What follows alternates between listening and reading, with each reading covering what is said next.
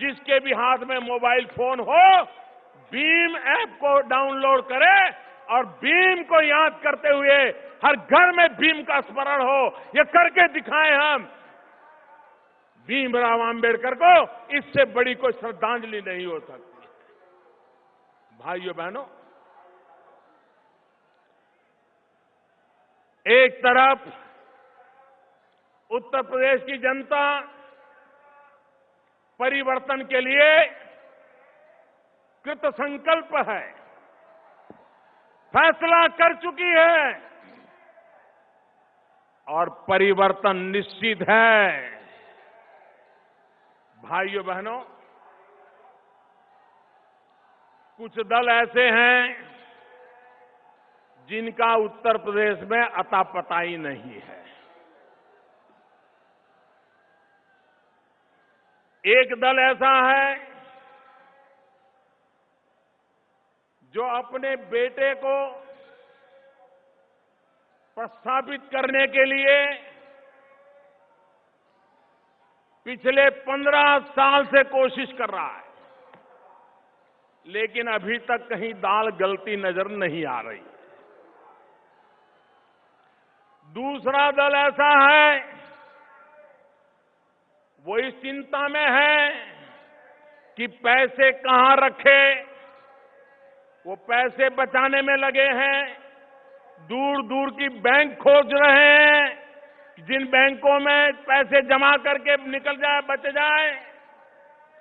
तो एक दल पूरी तरह पैसों को बचाने में लगा हुआ है और तीसरा दल है जो पूरी ताकत परिवार का क्या होगा उसमें लगे हुए हैं। अब उत्तर प्रदेश की जनता को तय करना है कि पैसों के लिए, पैसों को बचाने के लिए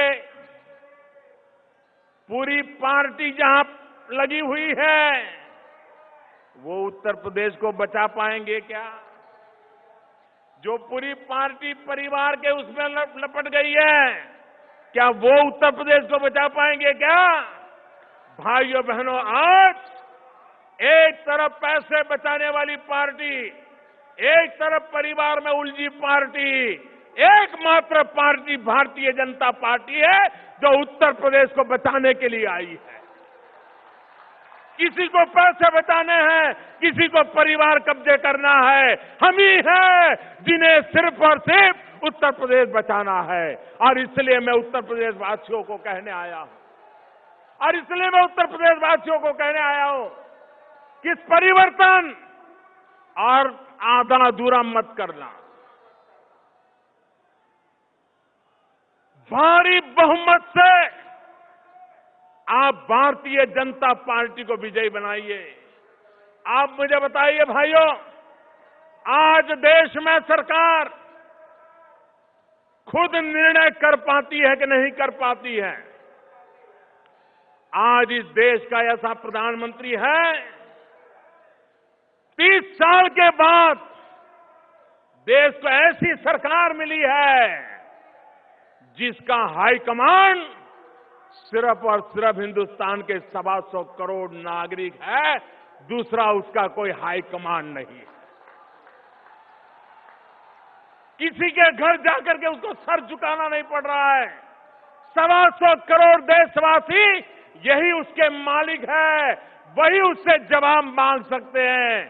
पहली बार देश को 30 साल के बाद ऐसी सरकार मिली है और उसका कारण आपने पूर्ण बहुमत से सरकार बनाई। उत्तर प्रदेश में भी आधा अधूरा कुछ मत करना, भारी बहुमत के साथ उत्तर प्रदेश में सरकार बनाना, ताकि उत्तर प्रदेश के भाग्य को बदलने के लिए कोई रुकावट ना आए। दिल्ली की ताकत पूरी तरह आपके साथ आए, उत्तर प्रदेश की ताकत जुड़ जाए, देखते ही उत्तर प्रदेश बदल जाए। और इसलिए भाइयों बहनों, मैं आपसे आग्रह करने आया, आप मुझे बताइए, उत्तर प्रदेश में सज्जन नागरिक, ईमानदार नागरिक, सिर्फ अपनी छोटे से परिवार को अच्छे ढंग से गुजारा करने वाला नागरिक, अगर दिन रात उसको गुंडागर्दी का सामना करना पड़े, जमीन हड़प करने वालों का सामना करना पड़े, अपनी मोटरसाइकिल को उठा ले, बोल न पाए, अपनी बेटियों को शाम के समय घर लौटाने के लिए मां बाप को चिंता करनी पड़े, क्या ये उत्तर प्रदेश हमें मंजूर है? क्या ये गुंडागिर्दी खत्म होनी चाहिए कि नहीं होनी चाहिए? ये जमीनों को लूटने वाले जाने चाहिए कि नहीं जाने चाहिए? सामान्य मांगनी को उसको सुख चैन के जीने का हक मिलना चाहिए कि नहीं मिलना चाहिए? कानून व्यवस्था बनी रहनी चाहिए कि नहीं बनी रहनी चाहिए? भाइयों बहनों, भारतीय जनता पार्टी ने उत्तर प्रदेश की धरती पर जब सरकारें थी, ये करके दिखाया है, और मैं आपको भरोसा देता हूं, हमें अवसर दीजिए, हम इस गुंडागिर्दी को खत्म करके रहेंगे, आपको सुख चैन की जिंदगी जीने का हम वादा करते हैं।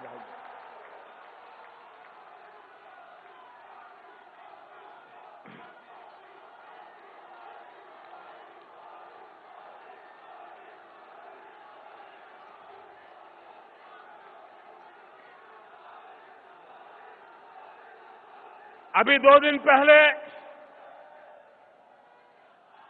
नववर्ष प्रारंभ होने से पहले मैंने दूरदर्शन के माध्यम से देशवासियों को संबोधित किया था। जो भी धन जमा हुआ है, मैंने पहले ही कहा था, ये सरकार गरीबों को समर्पित है। और जब मैंने 50 दिन के बाद गरीबों के लाभ के लिए योजनाएं बनाई, गरीबों के घर के लिए योजना बनाई, प्रसूता माताओं के लिए योजना बनाई, गांव के विकास के लिए योजना बनाई, छोटे छोटे कारोबारियों का कारोबार अच्छा चले उसके लिए मदद की योजना बनाई। कुछ लोगों को इससे भी तकलीफ हुई, मोदी पैसा ले ले तो भी वो परेशान, और मोदी गरीबों को पैसे दे दे तो भी परेशान। इनकी परेशानी भाइयों बहनों इस बात की है कि इनकी कुर्सियां हिल रही हैं, कुर्सियां हिल रही है, इसलिए इनको परेशानी हो रही। ये इररिलेवेंट हो गए। हिंदुस्तान की राजनीति में ये विरोधवाद करते करते इररिलेवेंट हो गए हैं, और इसलिए वो अपनी जमीन खोज रहे हैं, और इसलिए विरोध का रास्ता अपनाने जा रहे हैं। भाइयों बहनों, देश भली भांति इनको पहचान गया है। देश कभी भी ऐसे लोगों को माफ करने वाला नहीं है। और मैं देशवासियों को कहना चाहता हूं, भ्रष्टाचार, काले धन के खिलाफ ये लड़ाई कभी रुकने वाली नहीं है। हम जड़ मूल से उसको उखाड़ करके रहने वाले हैं। ये गरीबों को लूटा गया है, ये गरीबों को लौटाने के लिए हमने ये बीड़ा उठाया है। ये मध्यम वर्ग के लोगों का शोषण किया है, उस शोषण को रोकने के लिए हमने इतनी बड़ी लड़ाई को छेड़ा है।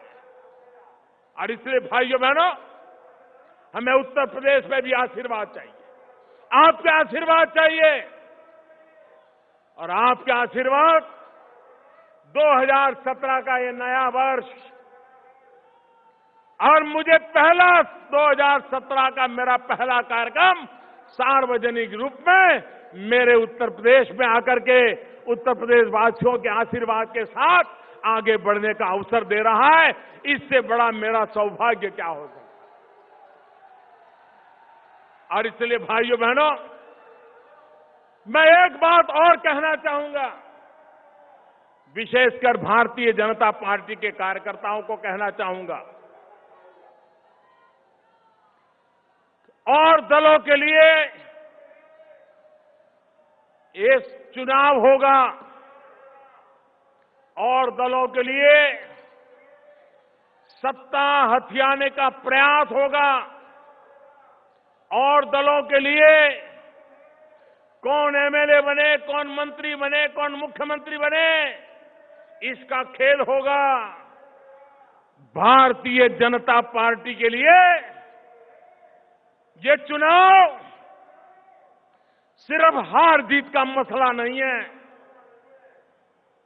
भारतीय जनता पार्टी के लिए 2017 का उत्तर प्रदेश का चुनाव एक जिम्मेवारी का काम है, जिम्मेवारी का काम। हमारे ऊपर जिम्मेवारी आने वाली है। हमें अपने आप को जिम्मेवारी निभाने के लिए योग्य बना करके आगे बढ़ना है, और इसलिए बहुत बड़ी जिम्मेवारी, और उत्तर प्रदेश की जिम्मेवारी सिर्फ उत्तर प्रदेश से नहीं, उत्तर प्रदेश का प्रभाव पूरे हिंदुस्तान पे होता है।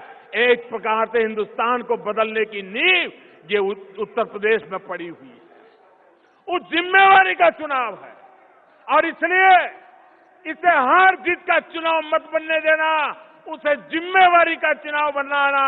और जिम्मेवारी का चुनाव बनाना मतलब सामान्य मानवी को तकलीफों से मुक्त करने की जिम्मेवारी।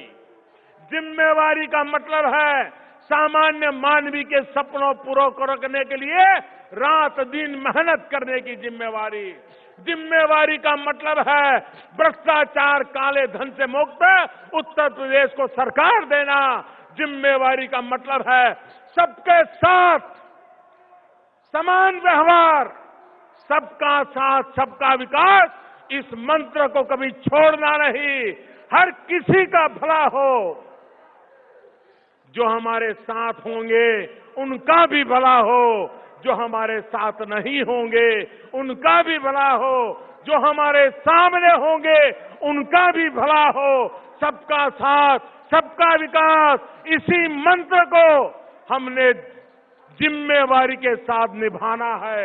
और इसलिए ये चुनाव भारतीय जनता पार्टी के लिए जिम्मेवारी का चुनाव है, भारतीय जनता पार्टी के लिए दायित्व का चुनाव है, भारतीय जनता पार्टी के लिए कुछ कर दिखाने का चुनाव है, भारतीय जनता पार्टी के लिए परिवर्तन सच्चे अर्थ में लाने का चुनाव है।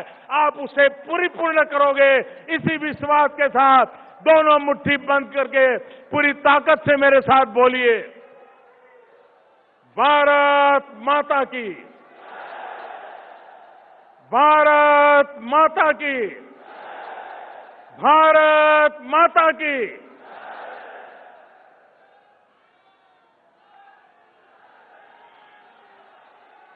तालियों की जोरदार नारा के साथ मित्रों। तो आपने सुना प्रधानमंत्री मोदी को, उनका यह कहना कि दरअसल ये हमारे लिए जिम्मेदारी का चुनाव है, हार जीत का चुनाव नहीं है। उन्होंने परिवर्तन का आह्वान किया, यह कहते हुए कि पूर्ण बहुमत की बीजेपी की सरकार बनाए उत्तर प्रदेश में, तभी विकास मुमकिन है। दरअसल विकास का यहां से वनवास हो गया, यह कहना प्रधानमंत्री मोदी का। तो आप देख रहे हैं ये तस्वीरें जनसभा को जो संबोधित किया प्रधानमंत्री मोदी ने, और उससे बड़ी बातें क्या निकलकर सामने आ रही हैं वो आपको बता दें। मोदी ने कहा कि मैं कहता हूं काला धन हटाओ, वो कहते हैं मोदी हटाओ। मैं कहता हूं भ्रष्टाचार हटाओ, वो कहते हैं मोदी हटाओ। जनता से उन्होंने सवाल पूछा कि आप क्या चाहते हैं। कांग्रेस पर उन्होंने हमला किया कि एक दल बेटे को स्थापित करने में 15 साल से जुटा है, लेकिन उनकी दाल नहीं गल रही। इसके अलावा उन्होंने समाजवादी पार्टी पर हमला किया कि एक दल पूरी ताकत से परिवार बचाने में जुटा हुआ है। तो कांग्रेस और समाजवादी पार्टी पर प्रधानमंत्री मोदी का यह हमला, और उसके अलावा बीएसपी पर भी उन्होंने हमला किया, यह कहकर कि एक दल पैसे को ठिकाने लगाने के लिए बैंक ढूंढ रहा है। तो बड़ी बातें आपको बता दें, उत्तर प्रदेश में विकास का 14 साल का वनवास खत्म करना है बीजेपी को लाकर, यह कहना प्रधानमंत्री मोदी का। तो इस बड़ी खबर से जुड़ी और भी जानकारी हम आप तक पहुंचाते रहेंगे। फिलहाल एक छोटा सा ब्रेक, आप देखते रहिए एबीपी न्यूज।